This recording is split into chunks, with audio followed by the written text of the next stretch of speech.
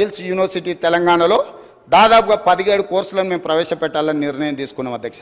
ఈ 17 కోర్సులు కూడా ఉద్యోగ ఉపాధి అవకాశాలు కల్పిస్తాయి. దీని నిర్వహణ కోసం పీపీపీ మోడల్ తీసుకొచ్చినాము.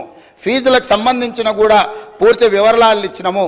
ఇందులో మేము ప్రవేశపెట్టబోయే కోర్సులు హెల్త్ కేర్ ఒకటి, రెండవది ఫార్మాస్యూటికల్ అండ్ లైఫ్ సైన్సెస్, మూడవది artificial intelligence and information sciences, నాలుగవది టూరిజం అండ్ హాస్పిటాలిటీ, ఐదవది ఆటోమోటివ్ అండ్ ఎలక్ట్రిక్ వెహికల్స్, ఆరవది banking, financial services and insurance, అదేవిధంగా animation, visual effects, gaming and comics, ఏడవది, ఎనిమిదవది construction and interiors, 9 advanced manufacturing, 10 retail operations and management, 11 e commerce and logistics, 12 renewable energy, 13 food processing and agriculture, 14 beauty and wellness, 15 media gaming and film, 16 electronics and semi conductors, 17 digital design.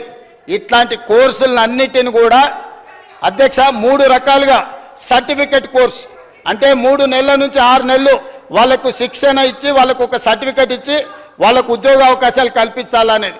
తర్వాత diploma course వాళ్ళు 2 years 3 years చదువుకుంటే diploma certificate ఇస్తాం.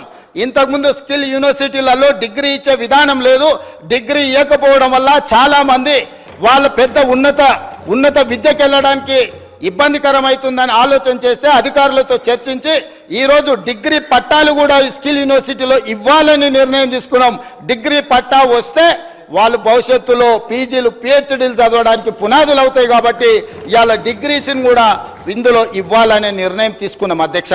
ఇంత మంచి ఆలోచనతోని అదేవిధంగా fee స్ట్రక్చర్లో కూడా సంవత్సరానికి ఆన్ అండ్ యావరేజ్గా పిల్లలకు 50,000 రూపాయలు మాత్రమే ఫీజు ఇచ్చేటట్టు, అంటే ప్రతి పేదవాడి పిల్లలు చదువుకునే విధంగా ఐఎస్బి లాగానో ఇతర కార్పొరేట్ యూనివర్సిటీల లాగానో ఎక్కువ ఫీజులు తీసుకోదలుచుకోలేదు అధ్యక్ష.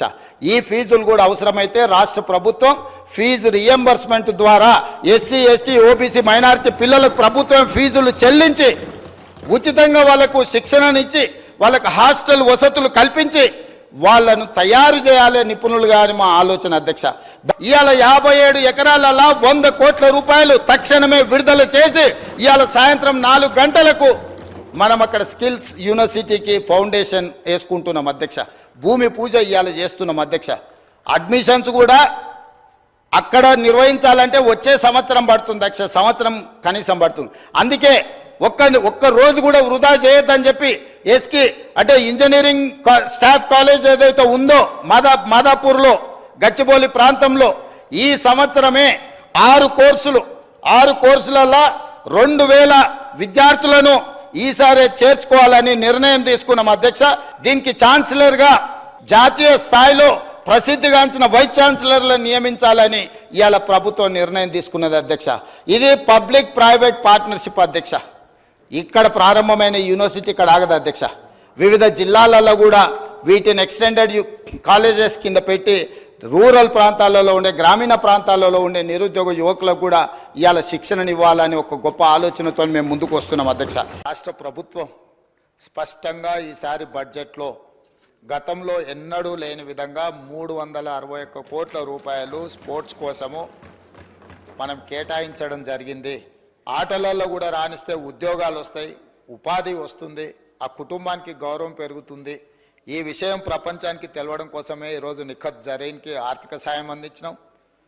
జూబ్లీహిల్స్ బంజారాహిల్స్ ప్రాంతంలో ఇల్లు కట్టుకోవడానికి 600 గజాల ప్లాట్ ఇచ్చినాం. చదువు కంటే కూడా క్రీడలలో రాణిస్తే తప్పకుండా ఉద్యోగ భద్రత ఉంటుందని ఇంటర్మీడియట్ పాస్ అయిన సిరాజ్కు మనం ఇస్తున్న గ్రూప్ 1 జాబ్కి యాక్చువల్గా డిగ్రీ క్వాలిఫై అయి ఉండాలి. మనం ఆ ఎడ్యుకేషన్ కూడా ఎగ్జామ్షన్ ఇచ్చి మరి మనం సిరాజ్కి ప్రభుత్వ ఉద్యోగం ఇవ్వడం జరిగింది అధ్యక్ష.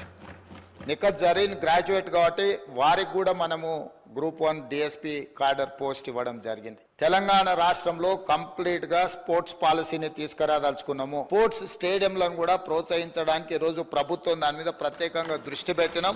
వీలైనంత మేరకు మండలానికి ఒక మంచి మినీ స్టేడియంను నిర్మిస్తే నిజంగానే ఉపయోగం ఉంటుంది. బీసీసీఐతో మాట్లాడుతున్నాం. నిన్న ఎక్కడైతే బేగర్ కంచెలో మనము స్కిల్స్ యూనివర్సిటీని ప్రారంభించుకున్నామో దాని పక్కనే బీసీసీఐని ఒక ప్రపంచ అంతర్జాతీయ స్థాయి క్రికెట్ స్టేడియంను నిర్మించడానికి మేము భూమి కేటాయిస్తాం, మీరు వచ్చి అక్కడ అద్భుతమైన క్రికెట్ స్టేడియంను నిర్మించండి అని వాళ్ళతో మాట్లాడడం జరిగింది. వాళ్ళు కూడా ముందుకు వచ్చిండ్రు.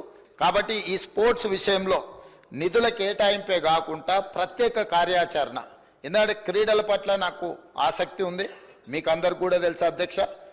ఈ రాష్ట్రము వ్యసనాల నుంచి యువతను బయటికి తీసుకురావాలంటే క్రీడల్ని ప్రోత్సహించాల్సిన బాధ్యత ఈ సభ మీద ఉన్నది.